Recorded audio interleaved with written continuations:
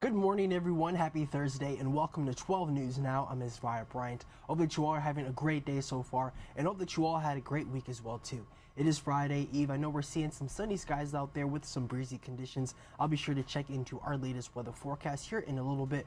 First, I do want to go ahead and get into the latest over in the war in the Middle East. Breaking from the Israel-Hamas war, diplomats are negotiating a 3-day humanitarian ceasefire in Gaza in exchange for the release of dozens of hostages. That's according to 2 officials from Egypt, 1 from the UN, and a Western diplomat, all speaking on conditions of anonymity. The deal would enable more aid, including limited amounts of fuel, to enter the besieged territory. Officials say the agreement is being brokered by Qatar, Egypt, and the United States. The war, now in its second month, was triggered by the October 7th Hamas attack on southern Israel. And firefighters continue to struggle with a massive wildfire in Madison County.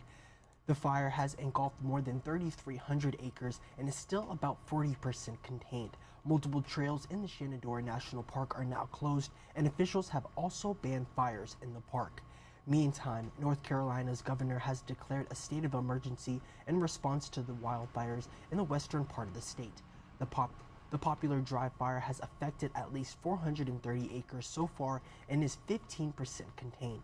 More than 200 crew members are working to control the fire. And one of the men charged in the death of Richmond teenager Tanisha Humphrey will appear in court this morning for a plea hearing. Emily Yinger is outside the John Marshall Courthouse to explain the latest in this case. Guillermo Coley Pettiford has that plea hearing this morning. He's one of 5 men charged in the shooting death of Tanisha Humphrey, who was killed back in September of 2022. Humphrey was killed after getting caught in a crossfire while walking to a convenience store in Gilpin Court. Some of the other men charged in her death have already gone to trial and been sentenced. 2 of the men, Savon Henderson and Tyree Coley, were found guilty on 6 charges and sentenced to 56 years behind bars earlier this year. Another one of the perpetrators, Mitchell Hudson Jr., was sentenced to 25 years in prison for his crimes, and Rashard Jackson, one of the other men charged in this case, is still awaiting his fate. He has a term hearing scheduled for December 4th. Pettiford was supposed to go to trial back in March, but delays happened after a judge ruled against using cell phone evidence that was unlawfully obtained by police. But because the prosecution filed an appeal, that delayed things. This morning's plea hearing is set for 9 o'clock this morning. We'll, of course, keep you updated on what comes out of that hearing. Reporting for Fox Richmond, I'm Emily Yinger. And back here in Richmond, deadly crashes are increasing across the city, and city leaders are working to turn that trend around.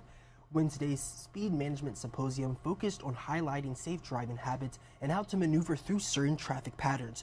Those who attended also heard about the new projects aimed at helping drivers slow down. We're putting in bump outs, we're putting in traffic circles, and we're also putting in speed tables from an infrastructure standpoint, but all of that stuff has to be engineered.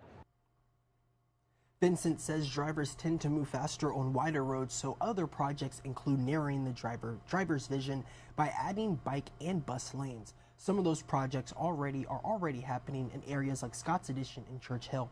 The city says it also plans to install more speed tables and speed cameras.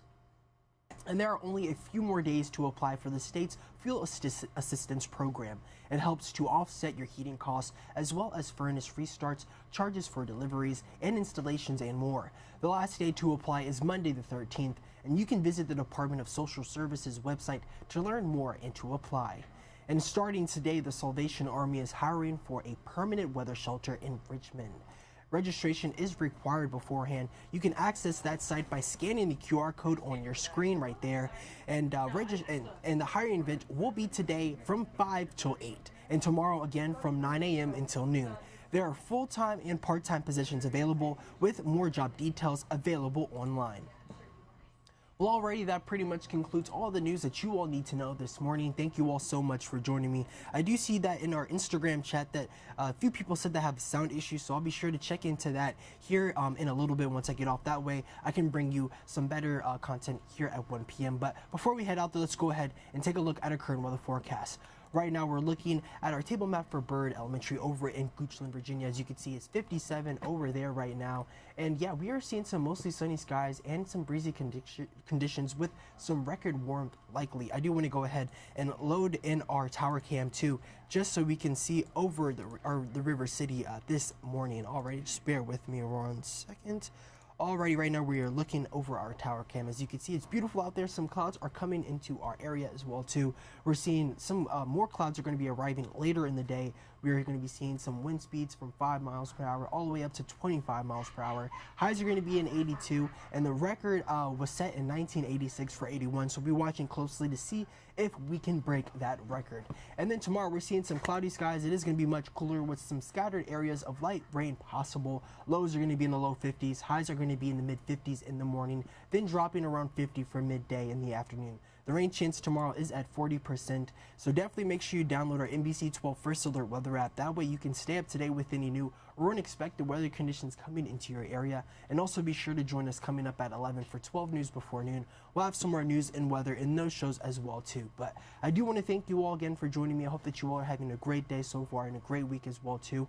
I want to say hello out there to Mark Sanford and all the people watching on the Facebook stream, and I want to say hello to everybody on our Instagram feed as well too. Hope that you all are having a great day out there and a great week as well too. I hope to see you all back here at 1 p.m. today for some more 12 News Now. Have a great day.